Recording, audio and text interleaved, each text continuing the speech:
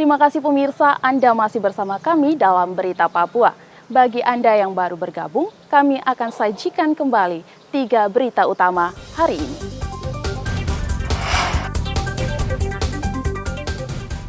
Kesal belum diangkat menjadi ASN, puluhan tenaga honorer berunjuk rasa di kantor kepegawaian daerah Papua Barat.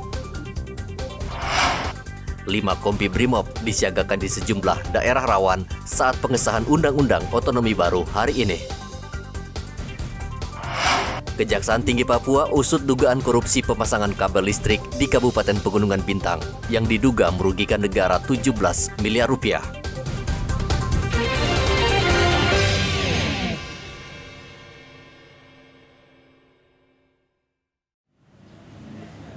Kejaksaan Tinggi Papua tengah mengusut dugaan kasus korupsi pekerjaan pembangunan jaringan listrik di Distrik Oksibil Kabupaten Pegunungan Bintang yang merugikan 17 miliar lebih tahun 2017. Kepala Kejaksaan Tinggi Papua Nikolaus Kondomo mengatakan kejaksaan sebelumnya menerima laporan dari masyarakat mengenai dugaan korupsi di Disprindakop terkait proyek pengerjaan pembangunan jaringan listrik.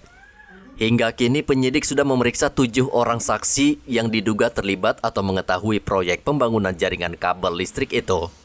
Sesuai ketentuan, pihak ketiga yakni PT Nusa Power seharusnya membangun jaringan kabel bawah tanah sepanjang 18 km dengan menggunakan kabel tembaga. Namun dari hasil pemeriksaan, rentang kabel listrik tersebut hanya mencapai 3 km. Selain itu, kabel yang digunakan tidak sesuai spesifikasi yang ditentukan. Dalam perbuatan melawan hukumnya, ini tidak ditender lelang alias fiktif. Tender lelangnya, modusnya begitu fiktif. Jadi seakan-akan dibuatlah, tapi tidak secara tidak dijalankan. Nah, dibuat oleh orang tertentu. Nah, setelah itu dan spesifikasi juga berbeda. Spesifikasi kabel yang harus dipasangkan itu adalah harus tembaga. Nah, ternyata dipasang ada aluminium. Nah, aluminium. Dan dalam pekerjaan ini pun tidak selesai pekerjaannya. Tidak selesai. Anggaran cair belum 100% ya. Cuma uang muka sudah berjalan. Rekening juga sudah berjalan. Kejaksaan Tinggi Papua juga menghimbau pekerja proyek atau perusahaan agar tidak mengabaikan aturan karena seluruh proyek pemerintah menggunakan uang rakyat. Sungguh kerja, aku harus takut bahwa uang yang kita gunakan adalah bukan uang pribadi, uang negara yang dipantau oleh orang banyak, dinilai oleh orang banyak, dan harus transparansi kepada masyarakat supaya masyarakat tahu benar pekerjaan ini sungguh-sungguh dilaksanakan dengan baik. Saya harapkan baik, karena di Papua ini banyak seperti itu. Nah, tidak boleh, kasihanlah masyarakat Papua. Jangan memanfaatkan ketidaktahuan mereka. Ya, jangan dimanfaatkan, tapi kita kerja dengan baik mengangkat mereka. Ya, dengan kerja dengan baik mereka memanfaatkan kan pembangunan yang sudah berjalan itu sudah jalan. Ya, mereka menikmati dengan baik, toh. Kejaksaan akan terus mengawasi seluruh proyek yang dikerjakan di tanah Papua. Rian Tonai melaporkan dari Kota Jayapura, Papua.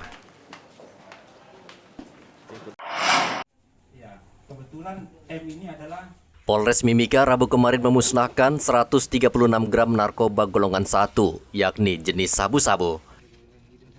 Kasat Narkoba Polres Mimika AKP Mansyur mengatakan barang bukti sabu tersebut disita dari 2 tersangka yang ditangkap pada 10 Juni lalu di Kompleks Gorong-Gorong. Kedua tersangka ditangkap saat tiba di Timika karena dicurigai membawa sabu-sabu dalam jumlah besar dari Makassar.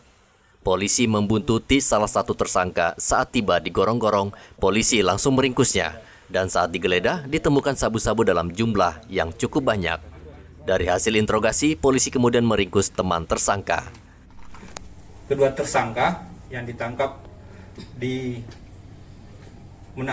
Kompleks Manado Gorong-Gorong, yaitu berdasarkan informasi dari masyarakat, kemudian kita lakukan pengembangan atau pencarian profil, kemudian dilakukan pembuntutan, ya. Kemudian yang bersangkutan ini dibuntuti dari SP2 sebenarnya, dari yang berlokasi dari SP2, kemudian kita ikuti sampai di kota, ya. Terlihat yang bersangkutan ini sempat masuk ke salah satu penginapan Jalan Pendidikan, kemudian keluar lagi ke arah Gorong-Gorong. Pada saat tiba di Gorong-Gorong, kita yakin bahwa ini adalah target kita. Kemudian kita lakukan penangkapan, kemudian lakukan penggeledahan, dan ditemukan barang bukti di jok motornya yang sudah siap edar. Itu ada sebanyak 33 saset. Kedua tersangka dijerat Undang-Undang Narkotika dan terancam hukuman 5 tahun penjara. Dari Mimika, Papua, Igo Batmomolin melaporkan. Badan Meteorologi, Klimatologi, dan Geofisika menyebutkan saat ini Papua masih termasuk dalam fenomena La Nina moderat yang menyebabkan hujan lebat.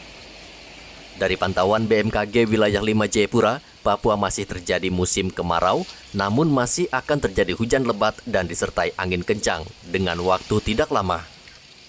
Menurut BMKG, hal ini disebabkan masih terdapat fenomena La Nina moderat yang akan melemah pada bulan Juli mendatang.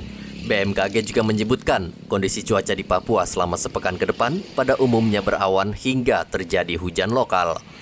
Kondisi dinamika atmosfer saat ini di wilayah Papua, khususnya pada wilayah zona musim saat ini sudah berada pada periode musim kemarau. Di antaranya yaitu wilayah Kabupaten dan wilayah Kota Jayapura dan juga di wilayah Kabupaten Merauke.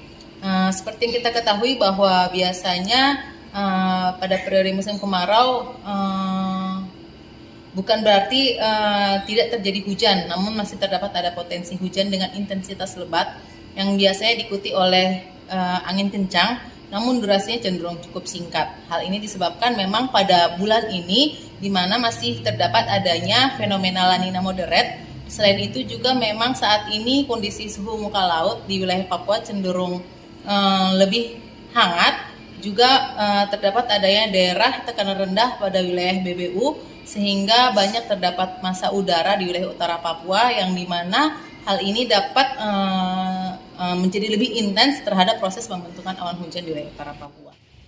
Masyarakat dihimbau untuk selalu memperhatikan kondisi lingkungan dan tetap waspada serta terus memantau informasi dan perkembangan cuaca dari BMKG.